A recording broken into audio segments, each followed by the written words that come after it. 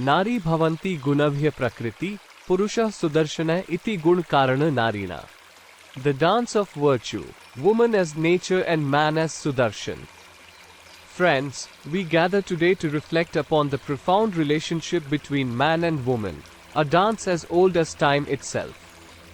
In this eternal choreography, feminine embodies the nurturing and molding form of life-giving force of nature, Maya, while masculine stands as the Sudarshan, the protector and catalyst for her virtuous expression. Imagine, if you will, a fertile garden. The earth that is rich and yielding represents the feminine. Within her lies the potential for life as a vessel for seeds of life force that can be received in any radial form, for beauty or for sustenance. Yet, this potential needs tending, shaping, and safeguarding. Here enters the man, the Sudarshan, like the sun's rays or the gentle caress of the wind. He provides the necessary conditions for the garden to flourish, that is the radial dispatch from his stock of life force, while protecting it from harsh elements and encouraging its growth. Just as the earth holds within it the seeds of countless possibilities, so too does the woman possess a wealth of inherent virtues. Compassion, empathy, nurturing, and intuition flow through her like a life-sustaining blood in human body, connecting her to the very essence of creation. She is the embodiment of Shakti as one of the cycles of Shakti's coordination work on cosmic energy, for generating by transforming it to life force energy, the divine feminine energy that sustains and nourishes all of existence. But like a seed that requires the right environment to blossom, these virtues need the Sudarshan, the guiding force, to manifest fully. The man, with his strength, rationality, and sense of justice, acts as a shield against negativity and injustice. He provides a safe space for the woman's virtues to bloom, encouraging her strength, supporting her wisdom, and celebrating her inherent nurturing nature. It is said the sun rays provides energetic support to life on earth. But if its concentration is very high, then the living ones even die, due to such concentrated presence of sun rays. So it requires a filtering, as it is there in the atmosphere. So happens here, the Divine Mother of all creations transforms the energy into rays of life force that floats in this mortal world in masculine manifestations. So there comes feminine, the resemblance of Shakti, to redirect those to further expansion of life in various materialistic and non-materialistic or sometimes spiritual forms, according to the orientation of the rays, from the life force energy they receive, from the floating Sudarshana, that is, the masculine manifestations of the same. Think of the Sudarshan Chakra, the divine discus wielded by Lord Vishnu. It represents righteousness, protection, and the dispelling of negativity. Similarly, the man in his role as Sudarshan acts as a shield against injustice, ensuring the woman's safety and well-being. He clears the path for her to express her innate virtues, allowing her compassion to heal, her empathy to connect, and her nurturing spirit to nourish the world. However, this dance is not a one-sided affair. Just as the earth provides sustenance for the sun to shine upon, the woman's virtue inspires the man's protective spirit.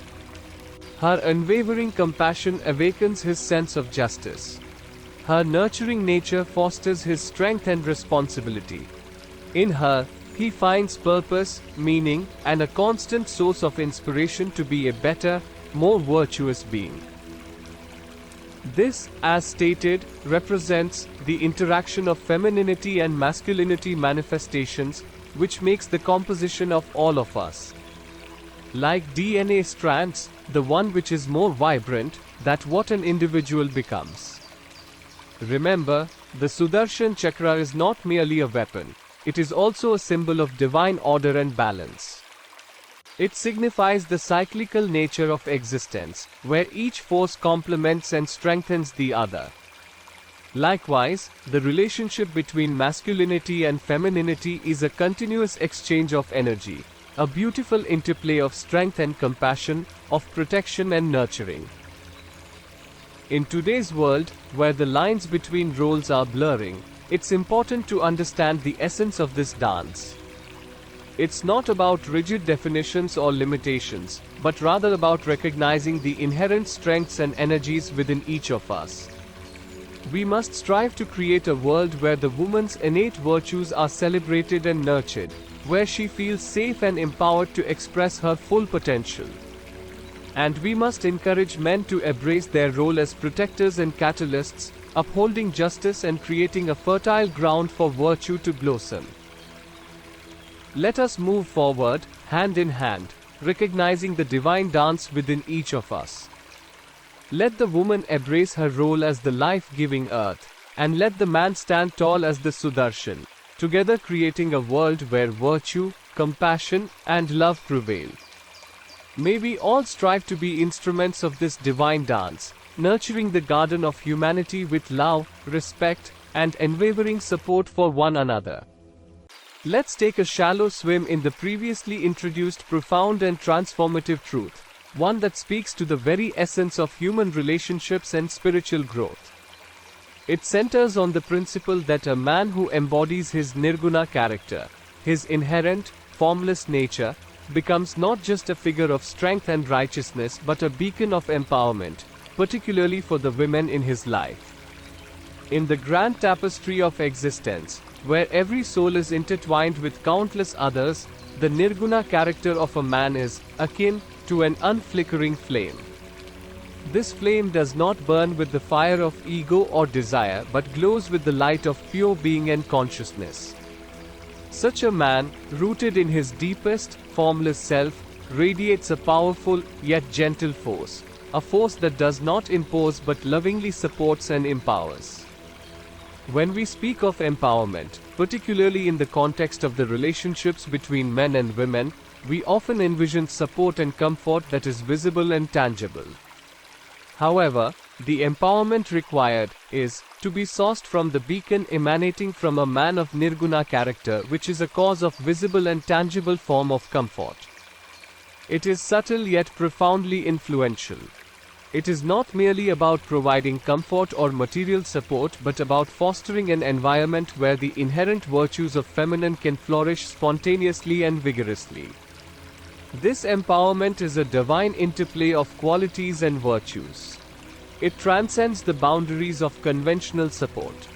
It is an indirection, a spiritual stimulus that arises not from deliberate actions but from the very being of a man.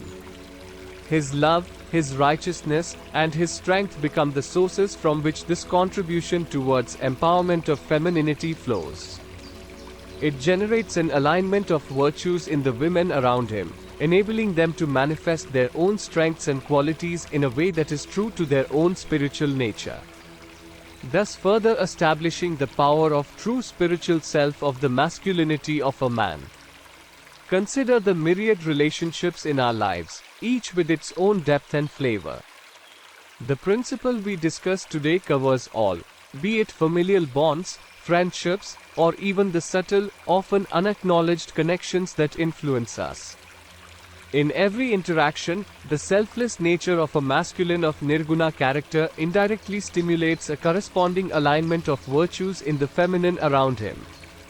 Similarly, it is essential to recognize the reciprocal nature of this empowerment.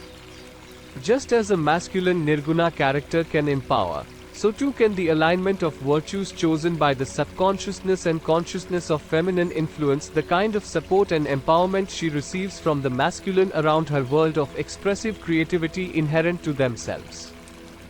This dynamic is a dance of spiritual energies, where each individual's inner light guides and shapes the nature of the empowerment they both give and receive. So it is not only limited to men and women but even the manifestations of the properties of masculinity and femininity within themselves.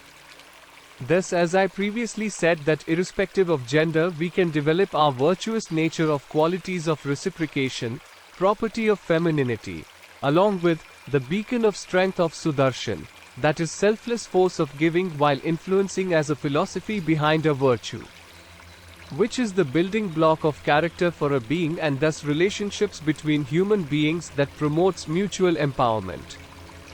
Thus, we see that this spiritual concept is not merely about the actions one performs but about the essence one radiates. It challenges us to look beyond the surface and to understand the profound impacts of our innermost nature on those around us. Let us all aspire to embody our truest, most formless selves. In doing so, we become beacons of strength and righteousness, supporting and empowering all those we encounter to flourish in their virtuous natures, inherent and spontaneous to themselves.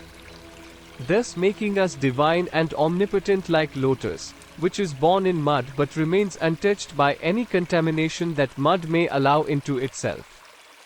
Thank you.